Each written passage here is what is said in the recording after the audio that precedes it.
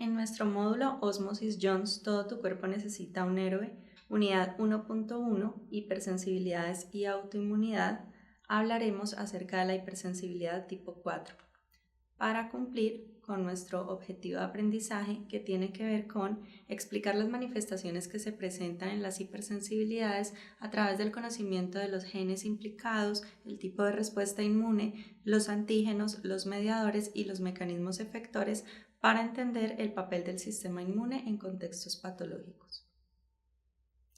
En la hipersensibilidad tipo 4, mediada por células, es una hipersensibilidad que se reconoce como hipersensibilidad retardada o tardía.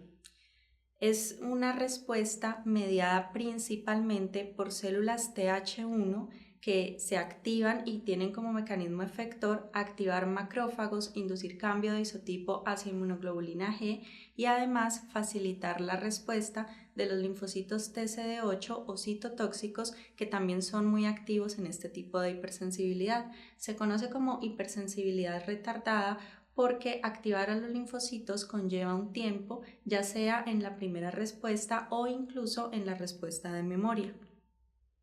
Entonces, nosotros decimos que en la hipersensibilidad tipo 4 tenemos dos etapas. La etapa de sensibilización, que es la etapa en la cual nuestros linfocitos se están encontrando con el antígeno y van a tener todos los procesos de reconocimiento, activación y fase efectora que se demoran aproximadamente entre 7 y 14 días. Pero en la fase efectora la respuesta es mucho más corta porque van a responder los linfocitos de memoria. De igual manera, la respuesta va a ocurrir horas después del contacto con el antígeno, aproximadamente entre 48 y 72 horas, y hay respuestas un poco más prolongadas. Por eso mencionamos que se trata de una hipersensibilidad de respuesta tardía. Las hipersensibilidades tipo 4 podemos encontrarlas clasificadas en tres.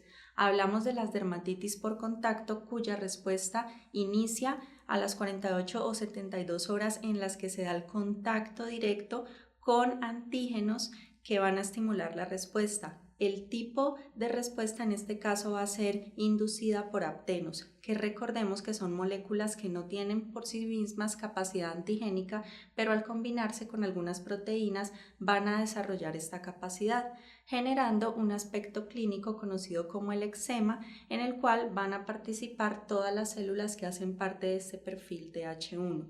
Los tipos de aptenos que la pueden inducir son algunos metales, la hiedra venenosa o los venenos que se presentan en plantas, el látex, entre otras.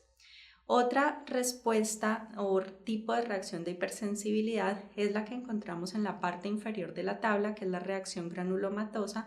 Esta se va a desencadenar 21 a 28 días después porque el granuloma es toda una entidad histológica que se demora varios días en organizarse. Se conoce como un tipo de respuesta o de inflamación crónica que permite contener el antígeno y ocurre frente a algunos cuerpos extraños o algunas bacterias o antígenos que no son digeridos adecuadamente por las células fagocíticas. Y en el intermedio de la tabla tenemos la prueba de tuberculina, que no es una reacción de hipersensibilidad como tal, pero es una manifestación de la misma, ya que van a responder las mismas células del perfil Th1, pero es un proceso intradérmico inducido por la inyección voluntaria del antígeno. Hablaremos primero de la hipersensibilidad por contacto. La hipersensibilidad por contacto se define como una reacción eczematosa, eritematosa en piel, justo en el sitio que entra en contacto con un apteno, y la reacción aparece 48 a 72 horas después.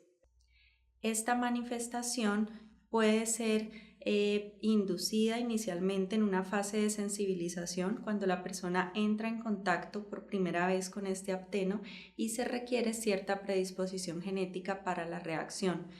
A los 10 o 14 días se logra activar los perfiles Th1 y generar células efectoras que podrían inicialmente generar alguna manifestación leve, pero posteriormente en la fase efectora, cuando se da el contacto con el antígeno, quienes van a responder son las células de memoria. Por lo tanto, todas las citoquinas que se producen van a inducir esta reacción inflamatoria entre 48 y 72 horas. Las células Th1 migran al tejido, activan macrófagos, inducen secreción de citoquinas, activan endotelio vascular, generando este tipo de manifestación. Y nuestra respuesta inflamatoria, nuestras células proinflamatorias se van a acumular principalmente en epidermis, dando lugar a una respuesta tipo ampolla o una reacción ampollosa. Y específicamente esta manifestación va a ocurrir en el sitio de contacto con el antígeno. Estos, recordemos que son aptenos y se pueden reconocer como el níquel que está presente en algunas aleaciones o joyas justo en el sitio de contacto, el látex que se puede encontrar en los guantes o algunos compuestos venenosos que se encuentran en las plantas. En algunas plantas, como por ejemplo la hiedra venenosa, o en nuestro medio más común la ortiga, contienen algunos venenos que al entrar en contacto con proteínas que están presentes en las células epiteliales en epidermis van a generar la composición o conformación de un antígeno por su unión covalente, el cual va a ser endocitado, procesado y presentado por las células de Langerhans a los linfocitos T, activando el perfil TH1. Y este perfil TH1, a través de la activación de células como los macrófagos, van a inducir la secreción de ciertas enzimas y citoquinas que van a generar toda una respuesta en el epitelio, acumulándose principalmente esa respuesta en epidermis, asociándose entonces a la reacción ampollosa que puede observarse, y además algunas manifestaciones como la sensación de dolor, ardor, prurito. Es necesario entonces el tratamiento con corticosteroides para disminuir la respuesta inflamatoria, más antihistamínicos, debido a que las células granulocíticas pueden también ser estimuladas por todo el estímulo inflamatorio, induciendo la producción de histamina. La otra manifestación, que no es como tal una reacción de hipersensibilidad tipo 4, pero que sí puede conocerse como una manifestación, es la prueba de tuberculina. La prueba de tuberculina es un screening como tal, y lo que se hace es inyectar de forma voluntaria el antígeno para tuberculosis en pacientes que se sospecha han estado expuestos para determinar si están teniendo una reacción. Entonces, cuando tenemos a un paciente y tiene algunos síntomas respiratorios y estamos sospechando que el paciente ha estado expuesto al bacilo de la tuberculosis, lo que hacemos es aplicar por vía subdérmica el antígeno y esperar aproximadamente entre 24 a 48 horas para observar la manifestación en piel. Lo que se va a presentar es un abón o una respuesta inflamatoria, que es debido a todo el estímulo de las células TH1 que el paciente previamente había activado y había sensibilizado. Entonces las células TH1 memoria migrarán al sitio donde está el antígeno e inducirán una respuesta inflamatoria mediada por macrófagos, lo que va a generar un aumento del tamaño del tejido. Sin embargo, no se va a presentar lo que habíamos descrito histológicamente en la dermatitis por contacto, ni tampoco lo que vamos a describir posteriormente en el granuloma. Y esa es la razón por la cual decimos que puede ser una manifestación de la hipersensibilidad tipo 4, dado que responden las mismas células y en el mismo tiempo. La tercera manifestación de hipersensibilidad tipo 4 es el granuloma. El granuloma es una entidad que se genera cuando antígenos como cuerpos extraños o microorganismos no digeribles estimulan la respuesta, generando la activación de varias células, induciendo un proceso inflamatorio crónico que busca, a través de la activación de macrófagos, linfocitos T y fibroblastos, la contención del antígeno, debido a que se forma una cápsula que logra contener y encapsular para evitar la diseminación. Histológicamente, así es como se observa un granuloma, y vemos cómo participan diferentes células y logran generar toda una estructura concéntrica.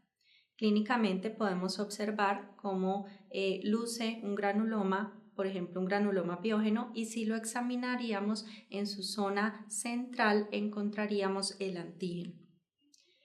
En este esquema podemos ver las células que se van activando y cómo se va formando el granuloma. Inicialmente recordemos que cuando un antígeno llega al tejido, la primera célula que responde es el macrófago residente o el macrófago tisular.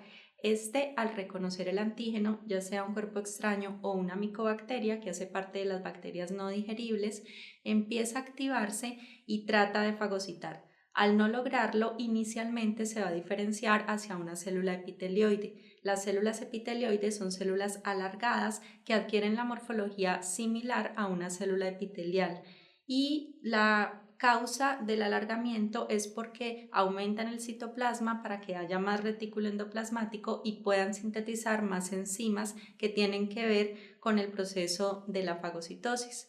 Posteriormente, al no lograr eliminarlo, las células se fusionan entre ellas formando células gigantes. Estas células gigantes multinucleadas permiten sintetizar muchas más enzimas ya que tienen más núcleos.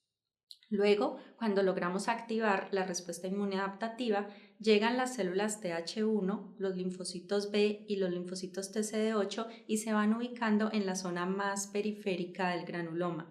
La acción de estas células de la respuesta inmune adaptativa es mantener activos estos macrófagos que están hacia la zona central para evitar que el microorganismo o el agente extraño migre y salga.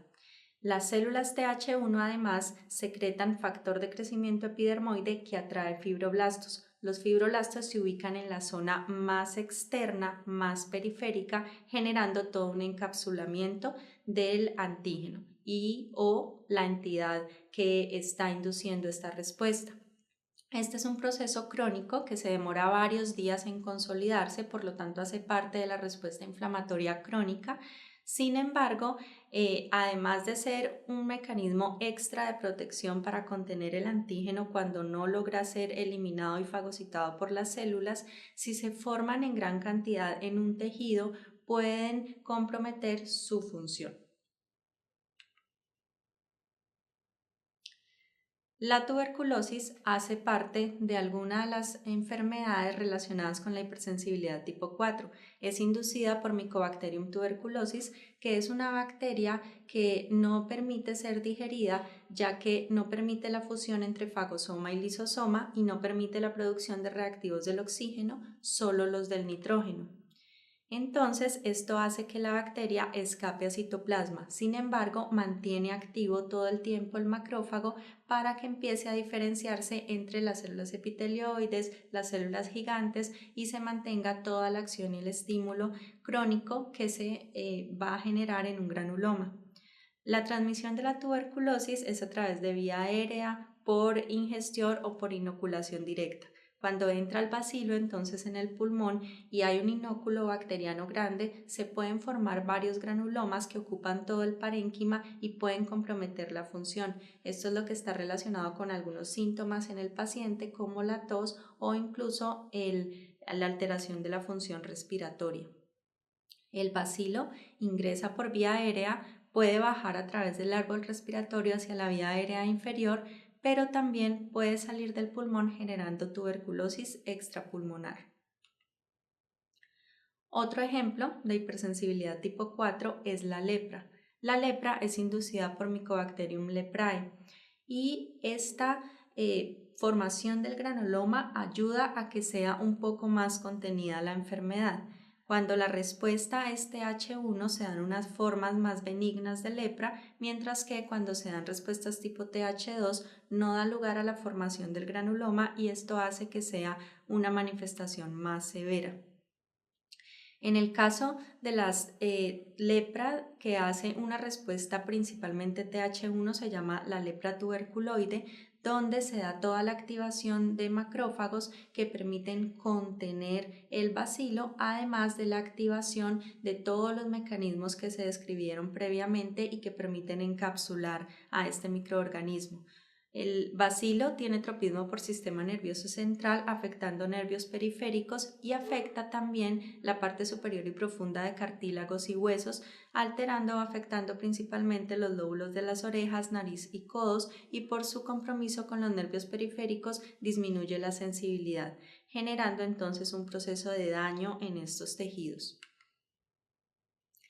En el caso de la lepra lepromatosa, Esta es una manifestación en la cual no responde el perfil TH1, por lo tanto no da lugar a la formación del granuloma, no hay contención del antígeno, es una respuesta no protectora y la enfermedad avanza mucho más rápido generando mayor destrucción del tejido, conformando esta fenotipo que se conoce como facies leonina, en la cual se compromete el cartílago nasal, algunos rebordes alveolares, los cartílagos de las orejas y genera entonces consecuencias más complejas de manejar a largo plazo.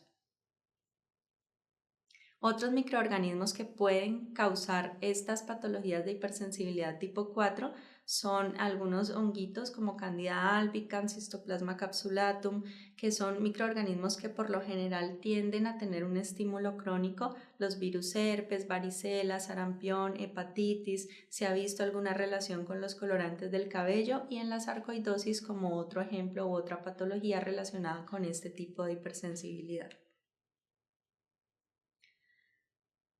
En resumen, entonces nosotros hablamos de una hipersensibilidad tipo 4, que es una hipersensibilidad tardía, mediada principalmente por linfocitos TCD4 y TCD8, que necesitan un tiempo de activación específico y por eso la respuesta no es inmediata como ocurría en las tres hipersensibilidades que hablamos inicialmente y se encuentran dos manifestaciones o dos reacciones específicas. La dermatitis por contacto, donde se da todo el edema y la respuesta en epidermis, y el granuloma como una entidad histológica que permite contener el antígeno y encerrarlo dentro de una cápsula, manteniendo todo un proceso inflamatorio crónico. La prueba de tuberculina dijimos que podemos manejarla como una manifestación de esta reacción por cumplir con el tiempo y las células que se activan.